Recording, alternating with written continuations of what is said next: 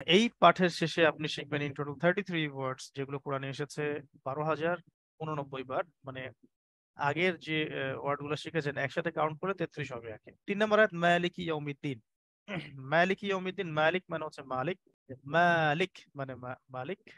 মালাক মানে হলো ফেরেশতা, যার বহুবচন মালাইকা।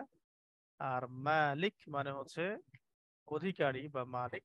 এটা বড় অর্থে। দুটো শব্দ আছে কিন্তু, একটা হলো যে মালিকিন নাস সূরা নাসের মধ্যে, আর এখানে আছে মালিকি ইয়াউমিদ্দিন। সূরা নাসের যেটা মালিকিন নাস, ওখানে কিন্তু মিমে কোনো মদ নাই, ফ্ল্যাট মালিকিন নাস। এটা মানুষের মালিক বোঝাচ্ছে। আর মালিক ইয়াউমিদ্দিন, এখানে মিমে একটা কিন্তু মদ দেখা যায়, তো এটা একটু বড় অর্থে। মানে মালিক ইয়াউমিদ্দিন মানে পুরো এই বিচার দিনটাই, কিয়ামতের এই মহান বিচার, বড় এই দিনটার মালিক তিনি। আচ্ছা, মালিক মানে মালিক। ইয়াউম মানে হলো দিবস, ইয়াউম মানে দিবস। ইয়াউম মানে দিবস, মানে দিন রাতের দিবস। যেমন ইয়াউমুল জুমআ মানে জুমার দিন, ইয়াউমুল কিয়ামা কিয়ামতের দিন, ইয়াউমুল ঈদ ঈদের দিন, হ্যাঁ, ইত্যাদি। আর ইয়াউমের বহুবচন হচ্ছে আইয়াম।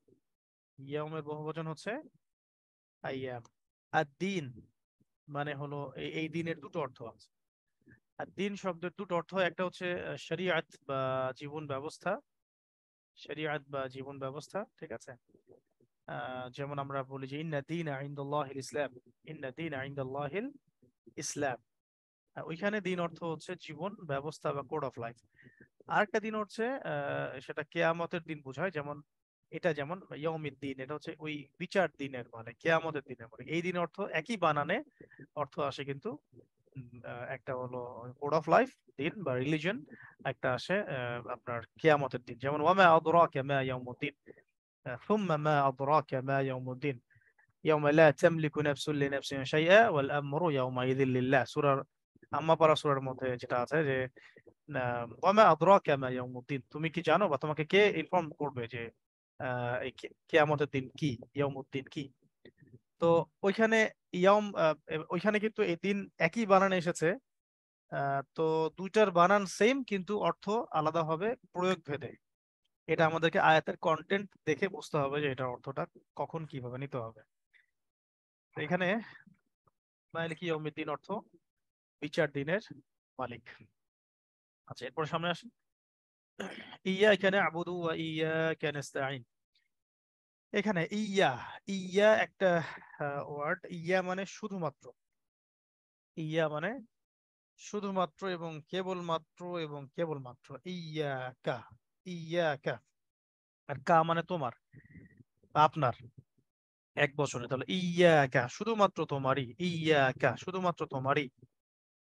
না'বুদু, যে নুন দিয়ে স্টার্ট, মানে এটা হলো বহুবচন বোঝাবে। তাহলে না'বুদু মানে আমরা ইবাদত করি, আমরা ইবাদত করি। আচ্ছা, এখন হয়তো একটু কনফিউজিং লাগছে যে না'বুদু মানে সরাসরি আমরা ইবাদত করি কিভাবে হলো। এটা আমরা সামনে যখন গ্রামার গুলো শিখবো তখন ইনশাআল্লাহ ইজিলি বুঝতে পারবো। আপাতত আমি যেভাবে পড়াচ্ছি জাস্ট রিপিট করতে থাকেন। যে আ'বুদু হতো যদি আ'বুদু, যেমন লা আ'বুদু মা তা'বুদুন, আলিফ দিয়ে স্টার্ট হলে এক বচনে অর্থ হতো। আর এখানে নুন দিয়ে স্টার্ট হয়েছে ইয়াকা না'বুদু, না'বুদু মানে আমরা ইবাদত করি, বহু বচনে হবে। তো ইয়াকা না'বুদু আমরা অনলি আপনারই ইবাদত করি। হ্যাঁ, আমরা শুধুমাত্র আপনারই ইবাদত করি। ওয়া মানে হলো এবং, ইয়া মানে শুধুমাত্র, কা মানে তোমারই। ওয়া ইয়াকা এবং শুধুমাত্র আপনারই, নাস্তাঈন আমরা সাহায্য প্রার্থনা করি, আমরা সাহায্য প্রার্থনা করি।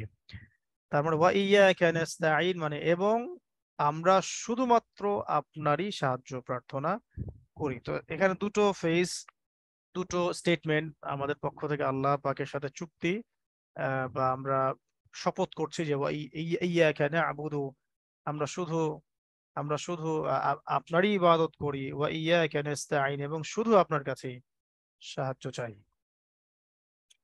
তো দুর্ভাগ্যজনক হচ্ছে এই এই ওয়াদাগুলো নামাজে করে আসার পরেও অর্থ না জানার কারণে, না বোঝার কারণে আমরা কিন্তু মসজিদ থেকে বেরিয়েই এই আয়াতের সীমা লঙ্ঘন শুরু করে দেই। আমরা অন্যের উপাসনা শুরু করি, আবার দেখা যায় অন্যের কাছে আমরা আহ অবৈধভাবে সাহায্য প্রার্থনাও করে থাকি।